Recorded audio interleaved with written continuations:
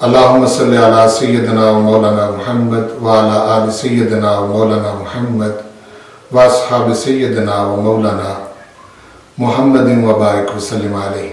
معزز ناظرین و سامعین، نماز پنجگانہ میں قرآن مجید سمجھ کر پڑھنے کا جو سلسلہ ہم نے شروع کیا، آج اس کی 12ویں نشست ہے۔ آج ہم سورۃ البقرہ کی آیت نمبر 267 اور 268 پڑھیں گے۔ تو آئیے ہم پڑھتے ہیں۔ اعوذ باللہ من الشیطان الرجیم، بسم اللہ الرحمن الرحیم۔ یا ایہا الذین آمنوا انفقوا من طیبات ما کسبتم ومما اخرجنا لکم من الارض ولا تیمموا الخبیث منہ تنفقون ولستم بآخذیہ الا ان تغمضوا فیہ واعلموا ان اللہ غنی حمید۔ الشیطان یعدکم الفقر ویأمرکم بالفحشاء واللہ یعدکم مغفرۃ منہ وفضلا واللہ واسع علیم۔ اب ہم ان دونوں آیتوں کو سمجھ کر پڑھنے کی کوشش کرتے ہیں۔ یا ایہا الذین آمنوا، اے ایمان والو، انفقوا، خرچ کرو، من طیبات، پاک چیزوں سے، ما کسبتم، جو تم نے کمائی کی، ومما، اور ان چیزوں میں سے، اخرجنا، نکالی ہم نے، لکم، تمہارے لیے، من الارض، زمین سے، ولا تیمموا الخبیث، اور نہ ارادہ کرو گندی اور ردی چیز کا، منہ تنفقون، اس سے کہ تم خرچ کرتے ہو، جو تم خرچ کرتے ہو اس میں سے گندی اور ردی چیز کا ارادہ نہ کرو۔ ولستم، حالانکہ تم نہیں ہو، بآخذیہ، لینے والے اس کو، الا، مگر، ان تغمضوا فیہ، یہ کہ تم چشم پوشی کر لو اس میں، واعلموا، اور خوب جان لو، ان اللہ، بے شک اللہ، غنی، بے پرواہ، حمید، تعریف کیا ہوا، قابل حمد و ستائش ہے۔ الشیطان یعدکم، شیطان تمہیں ڈراتا ہے، الفقر، محتاجی سے، ویأمرکم، اور حکم دیتا ہے تم کو، بالفحشاء، بے حیائی کا، واللہ یعدکم، اللہ وعدہ کرتا ہے تم سے، مغفرۃ منہ، اپنی مغفرت کا، وفضلا، اور اپنے فضل کا، واللہ واسع علیم، اور اللہ وسعت والا، سب کچھ جاننے والا ہے۔ اب ہم دیکھتے ہیں کہ ان دو آیتوں میں پروردگار نے ہم کو کیا سمجھایا ہے۔ سب سے پہلی چیز، یا ایہا الذین آمنوا انفقوا من طیبات ما کسبتم، کہ اے ایمان والو، اپنی پاک کمائیوں سے خرچ کرو۔ اشارہ اس بات کی طرف ہے کہ وہ کمائی جو تمہاری حرام کی کمائی ہے، حرام طریقے سے کماتے ہو، سود سے کماتے ہو، حرام چیزوں کا کاروبار کر کے حاصل کرتے ہو، اس میں سے خرچ نہیں کرنا۔ خرچ اس میں سے کرنا ہے وہ جو تمہاری حلال کمائی ہے۔ تو اس سے پتہ چلا کہ فائدہ بھی حلال کمائی سے خرچ کرنے کا ہوگا۔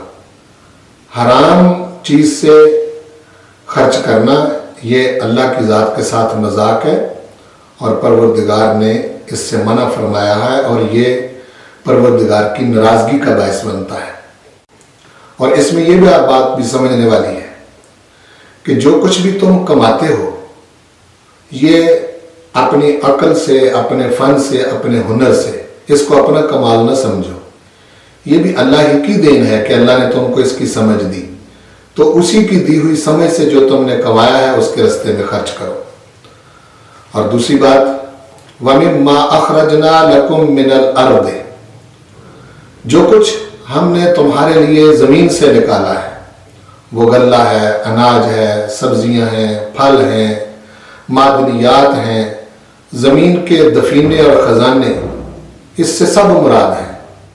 تیسری بات یہ کہ پروردگار نے خبیث اور ردی چیز خرچ کرنے سے منع کیا ہے۔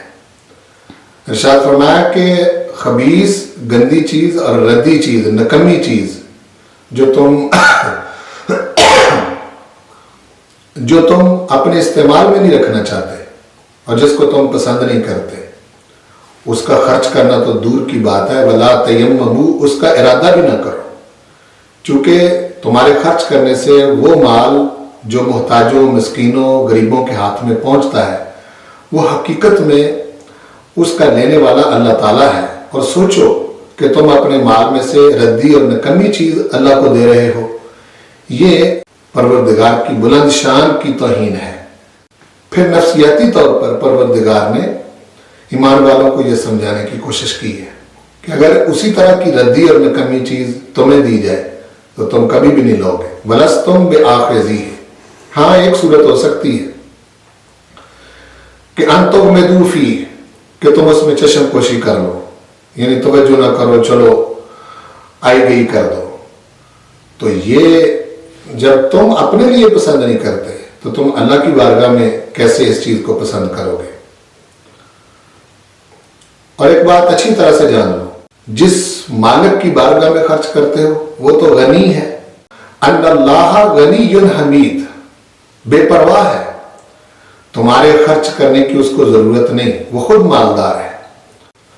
آیت نمبر 268 میں پروردگار نے ایک طرف شیطان کا اور ایک طرف اپنی ذات کا ذکر کیا ہے۔ حالانہ شیطان انسان کے سامنے ہے، نہ پروردگار انسان کے سامنے ہے، لیکن آپ آیت پر غور کریں، اس سے ایسے لگتا ہے کہ جیسے انسان یا شیطان کا پیروکار بن رہا ہے یا اپنے رب کی بات مان کر اس کے راستے میں خرچ کر رہا ہے۔ تو ارشاد فرمایا جا رہا ہے کہ شیطان تو تمہیں محتاجی سے ڈراتا ہے کہ اگر تم نے خرچ کیا مفلس ہو جاؤ گے، کنگال ہو جاؤ گے، تمہارے پاس کچھ نہیں رہے گا، تمہارے چھوٹے چھوٹے بچے ہیں، تمہارا فلاں کام بھی رہتا ہے، فلاں کام بھی رہتا ہے۔ یہ دیکھیں کہ یہ شیطان کی طرف اس کو منسوب کیا کہ جو اس طرح کے وسوسے تمہارے ذہن میں آتے ہیں یہ شیطان کی طرف سے آتے ہیں۔ اس طرح آج بھی آپ دیکھیں کہ بہت سارے لوگ کبھی ٹی وی پر بیٹھ کر، کبھی اپنے کالموں کے ذریعے، اپنی کتابوں کے ذریعے اللہ کے راستے میں جو زکوٰۃ، خیرات، صدقات، قربانی، جو کچھ بھی ایمان والے خرچ کرتے ہیں اس سے اپنے فلسفوں کے ذریعے روکنے کی کوشش کرتے ہیں۔ تو حقیقت میں اس آیت مبارکہ کے روشنی میں وہ شیطانی کردار ادا کر رہے ہوتے ہیں، ان کے پیچھے نہیں چلنا۔ وَيَأْمُرُكُمْ بِالْفَحْشَاءِ، اور وہ تمہیں بے حیائی کا حکم دیتا ہے۔ اس سے پتہ چلا کہ راہ خدا میں خرچ نہ کرنا بے حیائی ہے، اور اگر اس کو تم روک کے بھی رکھو گے تو وہ تمہارا مال کسی نہ کسی بے حیائی میں صرف ہو جائے گا۔ کبھی تم اس کو رنڈیوں پر خرچ کر دو گے، کبھی ناچ گانے پر خرچ کر دو گے، کبھی فضولیات میں خرچ کر دو گے، کبھی بیکار کاموں میں خرچ کر دو گے، کبھی ایسے کاموں میں خرچ کر دو گے جس کا نہ تمہیں فائدہ، نہ تمہارے خاندان کو فائدہ، نہ تمہارے بچوں کو فائدہ۔ دوسری طرف فرمایا کہ وَاللَّهُ يَعِدُكُمْ مَغْفِرَةً مِّنْهُ وَفَضْلًا، یہ جو تم خرچ کرتے ہو پروردگار تمہارے ساتھ وعدہ کرتا ہے کہ وہ تمہیں بخش دے گا، تمہیں معاف کر دے گا، اس کی وجہ سے تمہارے گناہ معاف ہوتے ہیں، تمہاری غلطیاں معاف ہوتی ہیں، تمہارے قصور معاف ہوتے ہیں۔ اور دوسری بات وَفَضْلًا، کہ وہ اپنا فضل و کرم عطا کرتا ہے۔ اس کا مطلب یہ ہے کہ جو تم خرچ کرتے ہو پروردگار اس کو بڑھا کے تمہیں واپس کرتا ہے، اس دنیا میں بھی اور آگے بھی عطا کرے گا۔ آخر میں پروردگار نے اپنی دو صفات کا ذکر کیا، واللہ واسع علیم، وہ تو بہت وسعت والا ہے، اس کے ہاں کس شے کی کمی ہے؟ اس نے اگر تمہیں دیا ہے تو اس میں تم اپنا کمال نہ سمجھو، اس کا فضل سمجھو۔ علیم سے مراد یہ ہے کہ جو کچھ بھی تم کرو گے اس دنیا کے اندر وہ اس کو خوب جاننے والا ہے، اس کو دھوکہ نہیں دیا جا سکتا، اس کی ذات کے ساتھ فراڈ نہیں کیا جا سکتا۔ پروردگار ہمیں قرآن مجید پنجگانہ نمازوں میں پڑھ کر سمجھنے اور سمجھ کر پڑھنے کی توفیق عطا فرمائے۔